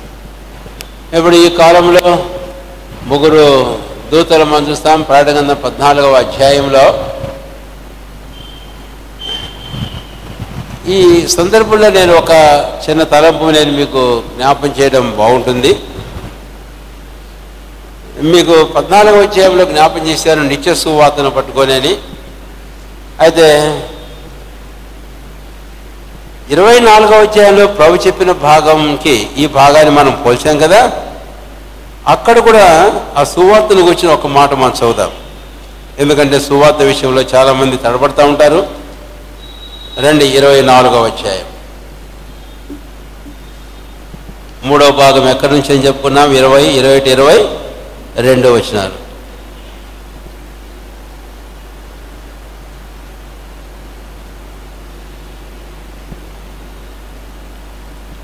అంతం కదా 14వ వచనం. ఇదంటే ఇది చివరి వారంలో చివరి 3 సంవత్సరాల కాలం.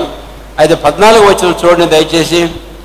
14వ వచనం, మరి ఈ రాజ్య సువార్త సకల జనములకు సాక్షాత్తమై లోకమందంతటను ప్రకటింపబడును, అటు తర్వాత అంతము వచ్చును అని.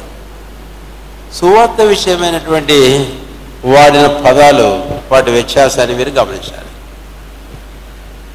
ఇప్పుడు ఈ కాలంలో మనం ప్రకటించే సువార్త ఏ సువార్త? కృపా సువార్త. అయితే ఈ భాగంలో 24-14 ఏ సువార్త? రాజ్య సువార్త. అయితే ప్రకటన గ్రంథం 14-6 ఏ సువార్త? నిత్య సువార్త. కాబట్టి ఈ సువార్తల గురించిన వ్యత్యాసం ఏంటో మీరు తర్వాత ఆలోచన చేయండి. అది నేను వ్యాఖ్యానించబడలేదు కానీ. సరే, ఇప్పుడు ఈ మత్తయి సువార్త 24వ అధ్యాయం ఆ వచనాలు, ఆ తర్వాత 22వ వచనం వరకు మనం అనుకున్నాము. అంటే 3వ భాగం. ఆ 3వ భాగం ప్రకటన గ్రంథం 13వ అధ్యాయం నుంచి 18వ అధ్యాయం వరకు మనం పోల్చాం. ఆ అధ్యాయాల్లో ప్రకటన గ్రంథంలో ఏం జరుగుతుంది అనేది ఇక్కడ మీకు తేటగా ఉంది.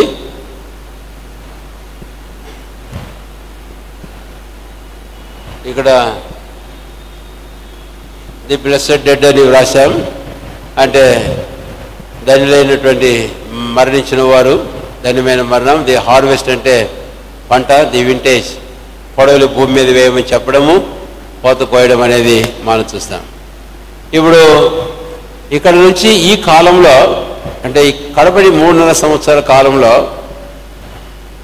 7 పాత్రలు మనం చూస్తాం. అంటే 7 బోరలు మొదటి అర్ధవారంతో పూర్తి అయిపోయినాయి. 7 ముద్రలు, 7 బోరలు. ఇది 7వ బోర. ఇది అయిన తర్వాత కడపడి అర్ధవారము ఇలాగా ఆరంభమై 13-14 వచనంలో క్రీస్తు విరోధి వాడు బయలుపరచబడడం, నిబంధన అతిక్రమించడం. ఆ తర్వాత ఇవి జరుగుతూ ఇక మహాశ్రమల కాలం ప్రారంభమైంది. ఇక్కడ రాసాం ది గ్రేట్ ట్రిబ్యులేషన్ అని. ఈ ట్రిబ్యులేషన్ పీరియడ్లో ఈ పాత్రల గురించి మనం చూస్తాం. ఈ పాత్రల గురించి మొదటి పాత్ర, 2వ పాత్ర, 3వ పాత్ర, ఇక్కడ 6 పాత్రలు మీరు ప్రకటన గ్రంథం 15వ అధ్యాయము 16వ అధ్యాయంలో చదువుతారు. 7 దూతలు ఉంటే 7 దూతలకు ఒక్కొక్కరికి ఒక పాత్ర ఒకరి తర్వాత ఒకరు పోశారు. ఎక్కడ? భూమి మీద పోసినప్పుడు ఏం జరుగుతూ వచ్చింది అనేది మనం గమనిస్తే ఇక్కడ కింద కొన్ని మాటలు చెప్పాం. మొదటి ఈజిప్షియన్ ప్లేగ్స్ 9వ అధ్యాయంలో ప్రకటన గ్రంథంలో 8-12 వచనాలు. ఆ తర్వాత 7వ అధ్యాయం 4-25 వచనాలు. 9వ అధ్యాయం 9వ తెగులు నిర్గమకాండం 10వ అధ్యాయం 21 వచనం చూస్తాం. అంటే ఐగుప్తులో ఏ తెగుళ్ళు అయితే ఇశ్రాయేలు విమోచించబడడానికి మోషే పంపించినప్పుడు జరిగినాయో ఆ తెగుళ్ళన్నీ ఇక్కడ జరుగుతున్నాయన్నమాట. కాబట్టి తురుపులు మనం చూస్తాం, సముద్రం రక్తంగా మార్చబడడం చూస్తాం, నదులు రక్తంగా మార్చబడడం చూస్తాం, గొప్ప వేడిని మనం చూస్తాం, చీకటిని మనం చూస్తాం. ఆ తర్వాత యూఫ్రటిస్ నది ఎండిపోవడానికి చూస్తాం. ఈ 7 పాత్రలు, 7 దూతలు వాళ్ళకి ఇవ్వబడిన పాత్రలు 6 ఒక తర్వాత ఒకరు కుమ్మరించారు. ఆ తర్వాత ఇక్కడ మనం గమనిస్తే ఇంకొక దూత ఉన్నాడు, ఇంకో పాత్ర కుమ్మరించబడాలి. అయితే ఈ మధ్యలో ఏం జరుగుతుంది అంటే 16వ అధ్యాయం ప్రకటన గ్రంథంలో 3 కప్పల వంటివి రావడం చూస్తాం. అంటే ఏంటి అంటే అపవిత్రాత్మలు అవి బయలుపరచబడి వాడు చేసే పని ఏంటో కొంతకాలం అక్కడ మనం చూస్తాం. అంటే వాటి పని చూస్తాం. అంటే కొంతకాలం బట్టి వేరే కాలం కాదు, ఈ 3.5 సంవత్సరాల కాలంలో.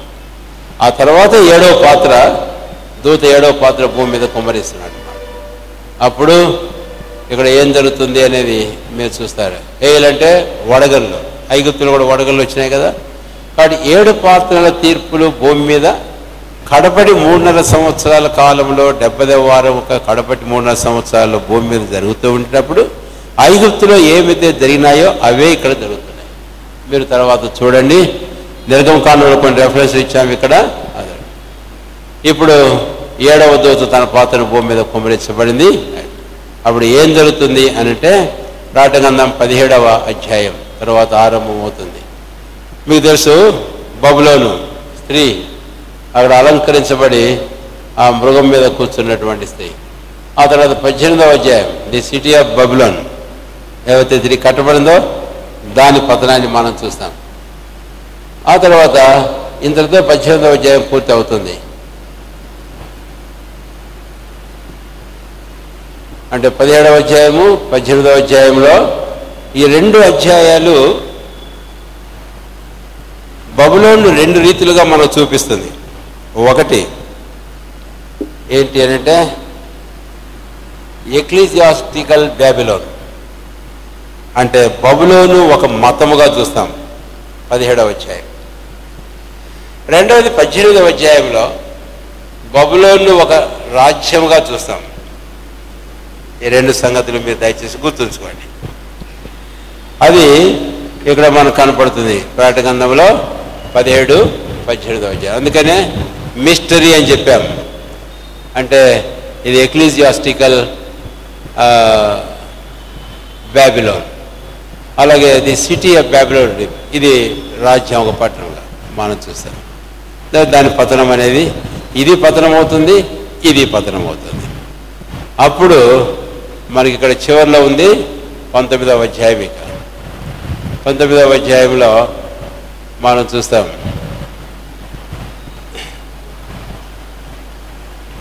Battle of ఆర్మగెద్దోన్. అంటే బబులోను పడిపోయింది అనేది 19వ అధ్యాయం 1 వచనాల్లో చెప్పబడుతుంది. మన ప్రభు సింహాసనం సర్వాధికారి ఏలుచున్నాడని చెప్పబడింది. ఆ తర్వాత కిందకు వస్తే గొర్రెపిల్ల సిద్ధంగా ఉంది అని రాయబడింది. ఆ తర్వాత 8వ వచనం తర్వాత మనం క్రిందకి వెళితే ఆ సంఘం తర్వాత ప్రభు అయిన క్రీస్తు తెల్లగుర్రపు సవారి ఆయన రావటాన్ని మనం చూస్తాం. ఇప్పుడు ఆయన వచ్చినప్పుడు ఇక్కడ 19వ అధ్యాయం 11 నుంచి 21 వరకు ఆయన యుద్ధం చేయమని వాళ్ళు వస్తున్నాడు. అవును రాయబడింది. ఆయన నోట ఒక ఖడ్గం. యుద్ధాన్ని ఏమంటాము అంటే ఆర్మగెద్దోన్ యుద్ధం అని. ఆర్మగెద్దోన్ యుద్ధం. ఆడు ప్రభువైన యేసుక్రీస్తు వారు భూమి మీదకి రావడం, ఆయన భూమి మీదకి వచ్చినప్పుడు క్రీస్తు విరోధి ఉన్నాడే వాడిని నాశనం చేయడం. అందుకని ఇప్పుడు మత్తయి సువార్తలో 3 భాగాలు మీకు జ్ఞాపం చేశాను కదా. ఇక్కడ మరొక ముగింపులో ఆ తలము మీకు జ్ఞాపం చేస్తాను. రండి దయచేసి. ఇది ముగింపు భాగం, 70వ వారం యొక్క ముగింపు భాగం. 24వ అధ్యాయము మత్తయి సువార్త 29వ వచనం నుంచి 31వ వచనం వరకు. అంటే 70వ వారం యొక్క ముగింపు భాగము అని గుర్తుపెట్టుకోండి. ఆ దినముల శ్రమ ముగిసిన వెంటనే, అంటే మహాశ్రమల కాలం ముగిసిపోతుంది. చీకటి సూర్యుని కమ్ముతాడు, చంద్రుడు కాంతినివ్వడు, నక్షత్రం రాలిపోతాయి, శక్తులు కదిలింపబడతాయి. అప్పుడు ఏం జరుగుతుంది? 30వ వచనం. అప్పుడు మనుష్య కుమారుని సూచన ఆకాశమందు కనబడును. అప్పుడు మనుష్య కుమారుడు ప్రభావంతోనూ మహామహిమతోనూ ఆకాశ మేఘారుడే వచ్చును చూచి భూమి మీద ఉన్న సకల గోత్రంలో వారు రొమ్ము కొట్టుకొందురు. మరియు ఆయన గొప్ప బోరతో తన దూతలను పంపును. వారు ఆకాశం యొక్క ఈ చివరి నుండి ఆ చివరి వరకు నలుదిక్కుల నుండి ఆయన ఏర్పరచుకున్న వారిని పోగు చేయును. అంతే. ఇక కింద భాగము ఏమి లేదు. అది ఇశ్రాయేలు గురించి అది అంజూరపు చెట్టు చిగిరించడం మీరు చూడగానే మళ్ళీ కొన్ని సూచన చెప్తా వచ్చాడంతే. అంతేగాని 24వ అధ్యాయం వాస్తవంగా 1వ వచనం నుంచి 31వ వచనం వరకు మనం గమనిస్తే దానియేలు చెప్పిన 70వ వారం యొక్క కాలం. ప్రకటన గ్రంథంలో 5వ అధ్యాయం నుంచి 18వ అధ్యాయాలు 19వ అధ్యాయం వరకు ఉంది. ఇప్పుడు ఒకవేళ మీరు జ్ఞాపకం ఉంచుకోవడానికి గుర్తుపెట్టుకోవడానికి 4వ భాగం అని అనుకుంటే అనుకోండి, పర్వాలేదు. మత్తయి సువార్త 24వ అధ్యాయంలో కొండ మీద కూర్చున్నప్పుడు యేసు ప్రభువు వారిని ఆ శిష్యులతో చెప్పిన ఆ సంగతుల్లో ఒకవేళ మీరు 4వ భాగం అనుకుంటే 4వ భాగం అనుకోండి. ఆ 4వ భాగము 24వ అధ్యాయం 29, 30, 31 వచనాలు. దీనికి ప్రకటన గ్రంథంలో ప్రకటన గ్రంథం 19వ అధ్యాయం 3వ భాగం 18వ అధ్యాయంతో పూర్తి అయిందని చెప్పాను. అయితే ఇప్పుడు 4వ భాగము ప్రకటన గ్రంథము 19వ అధ్యాయం. ఇప్పుడు ప్రభు తేటగా చెప్పాడు మత్తయి సువార్తలో. అప్పుడు ఇలాగ జరుగుతుంది, జరగని ఆకాశంలో ఒక సూచన కనపడుతుంది, మనిషి కుమారుడు ప్రత్యక్షమయ్యాడు. అంటే ప్రభువైన యేసుక్రీస్తు వారి యొక్క రెండవ రాకడలో రెండవ అంతస్తు, రెండవ రాకడలో రెండవ అంతస్తు. ఇప్పుడు ఇక్కడ మనం చూస్తాం, మళ్ళీ అక్కడ మొదట ఉన్నటువంటి గుర్తే ఒకటి ఉంది, సంఘం, మ్యారేజ్ ఆఫ్ ది ల్యాంబ్. 7 సంవత్సరాల కాలంలో సంఘం మధ్యాకాశంలో ప్రభుతో కూడా ఉన్నప్పుడు ఉంటారు. ఆ తర్వాత ఆ కాలం ముగింపులో ఆయన పెళ్లి కుమారుడు పెళ్లి కుమార్తె విందు, ప్రకటన గ్రంథం 19వ అధ్యాయంలో చూస్తాం 8-9 వచనాలలో. అంటే ఆ విందుకు పిలవని వారు ధన్యులను రాయమంటాడు. ఆ విందే పెళ్లి విందు. మత్తయి సువార్త 25వ అధ్యాయంలో పెళ్లిని గురించి చూస్తాం. ప్రకటన గ్రంథం 19వ అధ్యాయం 7 వచనంలో పెళ్లిని గురించి చూస్తాం. ఆ పెళ్లి విందు ప్రకటన గ్రంథం 19వ అధ్యాయం 8-9 వచనాల్లో మనం చూస్తాం. అది ముగించడం ప్రభువైన క్రీస్తు తన సంఘంతో కూడా భూమి మీదకి దిగి రావడం. ఇది అది 19వ అధ్యాయము ప్రకటన గ్రంథంలో 11వ వచనం నుంచి 21వ వచనం వరకు చూస్తాం. ధవళ క్షమించండి, ఆ తెల్లని గుర్రములెక్కి వస్తాడు. పరలోక సేనలు అలాగనే వారు కూడా ఆయన వెంబడిస్తున్నారు. కాబట్టి అప్పుడు ఆయన భూమి మీదకి దిగ రెండవ రాకడలో రెండవ అంతస్తు, ఈ ముగింపులు అనండి. ఇక ఈ ముగింపు ఇక్కడ మీరు చూస్తారు. ఆ తర్వాత ఇక్కడ మనకు కనపడుతుంది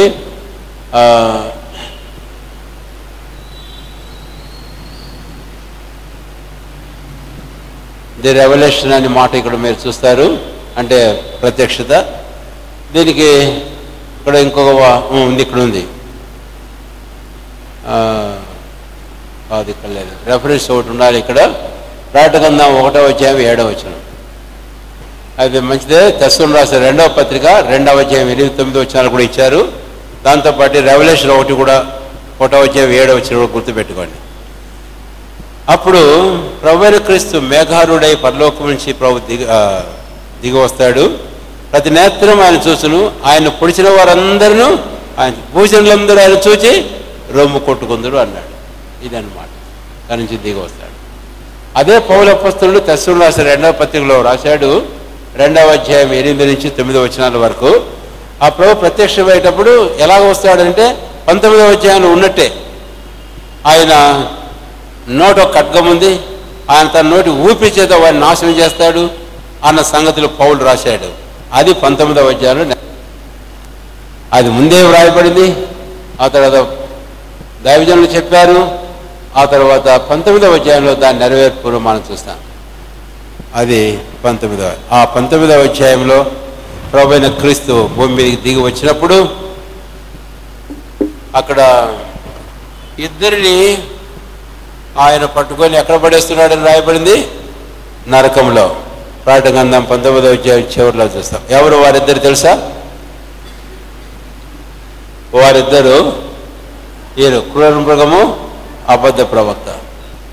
అంటే క్రీస్తు విరోధి, అబద్ధ ప్రవక్త, వీళ్ళిద్దరు. అంటే సముద్రం నుంచి పైకి వచ్చిన మృగం, భూమిలో నుంచి వచ్చి పైకి వచ్చిన మృగం, వీళ్ళిద్దరు.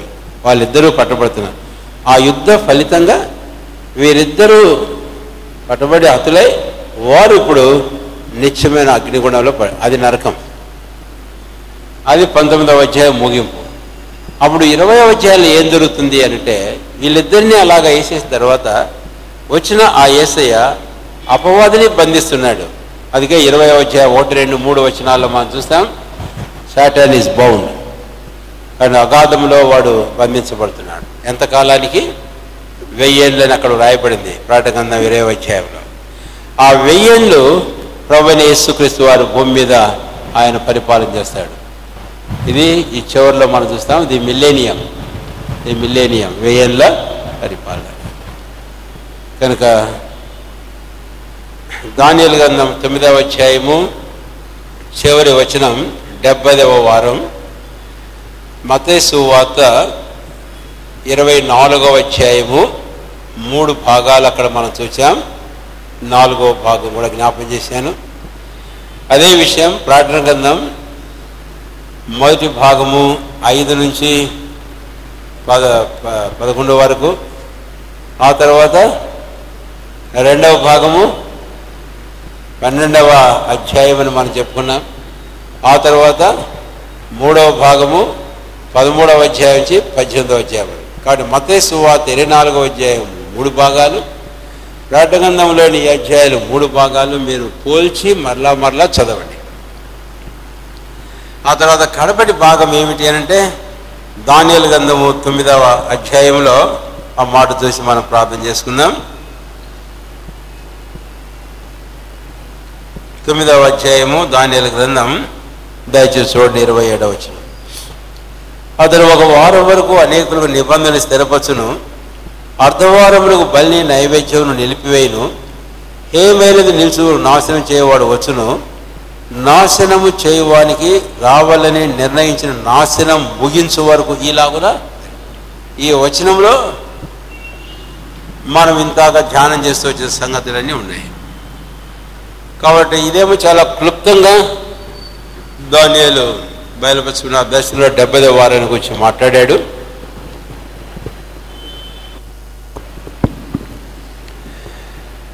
కాబట్టి దానియేలు గ్రంథం 9వ అధ్యాయము 27వ వచనం ఒక భాగము.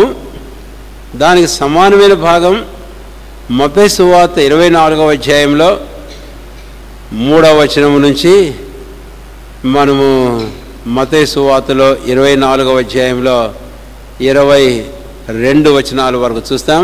3 భాగాలని నేను మీకు చెప్పాను. 3 నుంచి 11వ వచనం వరకు, 15 నుంచి 19వ వచనం వరకు, ఆ తర్వాత 20, 21, 22 వచనాలు 3వ భాగం.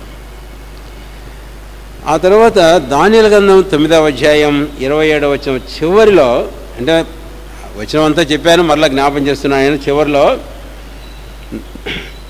నాశనము చేయువానికి రావాలని నిర్ణయించిన నాశనం ముగించు వరకు, అంటే వాని గురించే మనం అక్కడ చదివే మత్తయి సువార్త 24వ అధ్యాయం చివరి భాగం అని చెప్పా. మీరు ఒకవేళ 4వ భాగం అనుకోండి అని చెప్పా. ప్రభు దిగి రావడం, ఆయన ఆగమన ప్రకాశం చేత వారిని నాశనం చేయడం, అది 24వ అధ్యాయం మత్తయి సువార్తలో చూచాం. ప్రకటన గ్రంథం 19వ అధ్యాయం అది చూచాం. పౌలు అంతకంటే ముందే మత్తయి సువార్తలో ప్రభు చెప్పిన దానికి ప్రకటన గ్రంథంలో 19వ అధ్యాయంలో జరగబోదానికి మధ్యలోనే ఎన్నో సంగతులు ఉన్నాయి, నిదర్శనాలు. అయితే పౌలు చెప్పింది ఒకటి, 2వ పత్రిక తెస్సలోనికీయులకు రాసిన పత్రిక 2వ అధ్యాయం 8, 9 వచనాల్లో ప్రభు బయలుపరచబడి వస్తున్నాడు. ఆయన ముఖదర్శనం చేత, ముఖ ప్రకాశం చేత వారిని నాశనం చేస్తున్నాడు. నాశనం చేయవానికి రావాలని నిర్ణయించిన నాశనం అంటే అది, ఆ నాశనమే ప్రకటన గ్రంథం 19వ అధ్యాయాన్ని నెరవేరు. అప్పుడు వారిద్దరూ పట్టబడిన నరకంలో వేయబడతారు. ఒక అపవాది ఒక్కడు మాత్రం వాడు 20వ అధ్యాయంలో బాతాల్లో బంధించబడతాడు. తర్వాత వాని కూడా తీర్పు విధించబడింది. ఇంకా పునరుత్థానం అనే దాని గురించి మనం చూస్తే 20వ అధ్యాయంలో కడమ మృతుల పునరుత్థానం ఉంది. 4 నుంచి 6 వచనాల వరకు. అంటే అక్కడ ఒక భాగం, ఒక మాట ఉంది, కడమ మృతులు ఇంకనూ బ్రతకలేదు అని. ఆ కడమ మృతులు ఇప్పుడు బ్రతుకుతున్నారు. ప్రకటన గ్రంథం 20వ అధ్యాయము 11వ వచనం నుంచి వారందరూ బ్రతికిన వారై ధవల సింహాసనం మీద తీర్పులోకి తీసుకొని రాబడుతున్నారు. ప్రకటన గ్రంథం 20వ అధ్యాయంలో అప్పుడు వారికి తీర్పు తీర్చబడింది. తీర్పు తీర్చబడిన తర్వాత వారు ఎక్కడ పడవేయబడుతున్నారని చెప్పండి? అగ్ని గంధంతో మండు గుండంలో పైపెడుతున్న అది నరకం, అదే నిత్యమైన నరకం. ఆ టైంలో అపవాది కూడా అక్కడ పడవేయబడుతున్నాడు. ముందు వాడే పోతాడు అక్కడికి, ఆ తర్వాత వీళ్ళంతా ఆయన మధ్య. కాబట్టి 19వ అధ్యాయంలో సాతాను తిరుగుతున్న 2 వ్యక్తులు, 20వ అధ్యాయంలో సాతాను తిరుగుతున్న మొదటి వ్యక్తి అపవాది సాతాను ఇప్పుడు నరకంలో ఉన్నారు. ఆ తర్వాత కడమ మృతులు అంటే రక్షణ పొందకుండా మృతి నొందిన పాపాత్ములైన వారి పునరుత్థానం జరుగుతుంది. పునరుత్థానం వారికి ఇప్పుడు పునరుత్థానం ఉంది. తీర్పులోకి వస్తారు. ఆ తర్వాత తీర్పు అయిన తర్వాత నరకంలో. అది ప్రకటన గ్రంథం 20వ అధ్యాయం. 20వ అధ్యాయం అయిపోయిన తర్వాత మీకు దీంట్లో లేదు, అది అంతకుముందు పటంలో అక్కడ ఇట్లా హోంపుగా బాణం గుర్తులో ఒకటి వేసి రాశాం, నిత్యత్వము అని. అంటే 20వ అధ్యాయం అయిపోగానే ప్రకటన గ్రంథం 21వ అధ్యాయము మనం చూస్తాం. ఇక నిత్యత్వం అని మనం చూస్తాం. 21వ అధ్యాయము 22వ అధ్యాయము అంటే నూతన భూమి నూతన ఆకాశము, అంతేకాకుండా పరలోకములో ఆలయము, ఇవన్నీ మనం చూస్తాం. ఇక ఇదిగో సమస్తమును ప్రకటన గ్రంథం 21వ అధ్యాయము 5వ వచనాన్ని మనం చూస్తాం. కాబట్టి ఇక నిత్యత్వం. ఇవి సంగతులు. మీరు ఈ సంగతులు మరలా ధ్యానం చేయండి, తలంచండి. ఒకవేళ ఇంకా మీకు ఇంకా ఏమైనా అర్థం కాని సంగతులు కానీ ఎవరికైనా ఒకరిద్దరుంటే మీరు పర్సనల్గా కలవండి. మరలా వీటిని గురించి మనం ఇక ఈ ధ్యానాలు ఏమి కలిగి ఉండము. ఇంతటితో దానియేలు గ్రంథం 9వ అధ్యాయం మనం పూర్తి చేశాము. ప్రవచన గ్రంథము ఇతర ధ్యానానికి మరలా మనం వస్తాం. ఇక 10వ అధ్యాయం నుంచి రావాలి. 10, 11, 12 అధ్యాయాలు. అదంతా కూడా చరిత్రే, జరిగింది, జరగబోయేది కూడా ఉంది అందులో మనకు. అది కూడా ధ్యానం చేయడానికి ప్రయత్నం చేస్తాం. ప్రార్థన చేసుకుందాం.